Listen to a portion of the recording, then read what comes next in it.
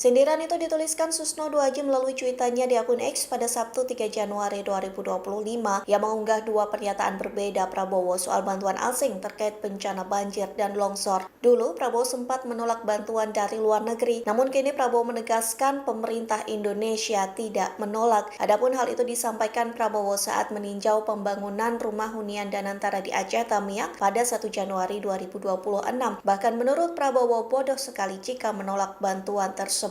Namun memang Prabowo memberikan catatan terkait bantuan asing. Saat menerima bantuan, Prabowo menegaskan bukan berarti Indonesia tidak mampu menangani bencana di Sumatera. Sementara perbedaan pernyataan itu disorot oleh Susno Duaji. Ia pun mempertanyakan sikap Prabowo yang berubah-ubah. Bahkan Susno Duaji menyindir bahwa pernyataan Prabowo tidak bisa dipegang.